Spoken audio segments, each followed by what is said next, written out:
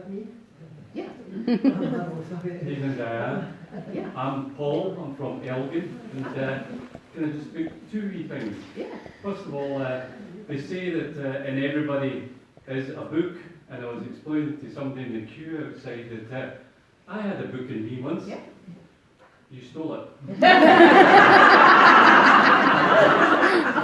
Sorry about that. Just about every breathtaking scene that you use in Outlander, and every shot that came along where there was a scene to be made and a bit of drama, you pinched that as well. But yours turned out a lot better, and mine's never got finished. Well, you never know, maybe you should finish it.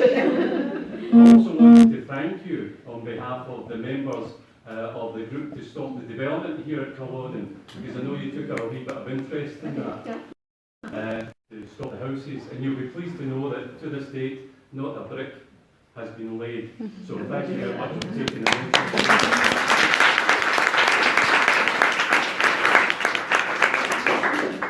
And I wanted to ask you your thoughts on, do you think I'm bonkers? Every year, friends, people that are in this room, we have a commemoration midnight service here at Culloden before the main commemoration happens on the Saturday. And we have poetry, a bit of music, fire, and it's absolutely fantastic. And the real true lovers of Culloden, they all go home, but I stay.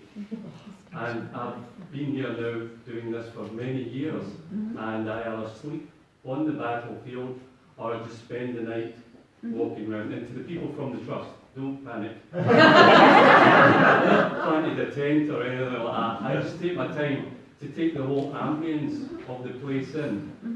What I'd like to ask you is, apart from am I bonkers, what do you think I should think about when I'm actually here? I mean, when you walk around the battlefield, what impression do you get from the ambience of the area? A lot of battlefields are not haunted. This one is. Yeah. Wow. Yeah, Gettysburg is the only other place I felt anything like that. And it's there's a place called Pickett's Charge there. And the feeling that you get on this field and on that one comes from the same thing.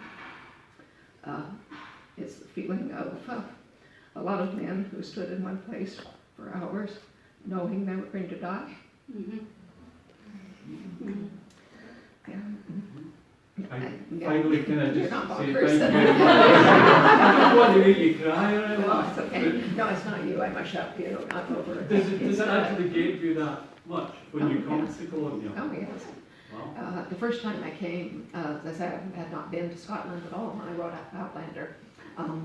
But when we sold the book and got a 3-book contract, I said to my husband, well, I think I must go and see the place. So we did. We came to London, rented a car, and drove up through the Highlands, spent 2 weeks driving back and forth. And of course, one of the places we came was here to Culloden. And we walked the field. It was the old visitor center then, got through that, and went back out on the field. And we were sitting on a bench near the graves of the clans, the stones there. Anyway, I sat there in silence for a little bit, and my husband said to me, he pointed at the Fraser stone, and he said, is Murtaugh buried over there? And I said, he said, I'm getting choked up over the death of somebody who doesn't even exist. And I said, maybe not, but there are a lot of people who did. And there we are. Thank you. Well, finally, let me cheer you up by saying that in the latter part of season 2, a messenger is sent over to Elgin, to Thunderton House. Yes, that's Look right. for Bonnie Prince Charlie. Uh-huh. Well, the actual building the Thunderton House. There have been many things over the years, but for the last 5 years, it's been in disrepair.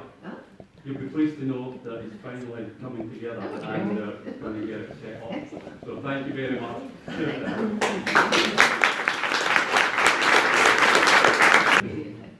Yeah, no, this afternoon I did a lot of interviews with people for one thing and another, and one was a gentleman named Ian Ramage, and he was asking me, why, about, the housing development and the projected pylons and things like that, because I don't talk religion or politics in public ever, and especially not in someone else's country.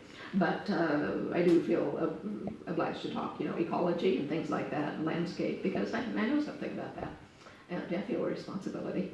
So anyway, he was asking me, why did I feel that places like this should be preserved?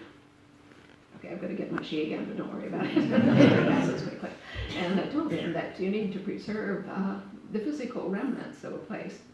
The place, the writings, the artifacts, the little bits and pieces, because the spirituality of the place is rooted in those things. And you risk losing that aspect of your personality as a culture, as a people. You need to hang on. And you have a question? I felt as you were the line of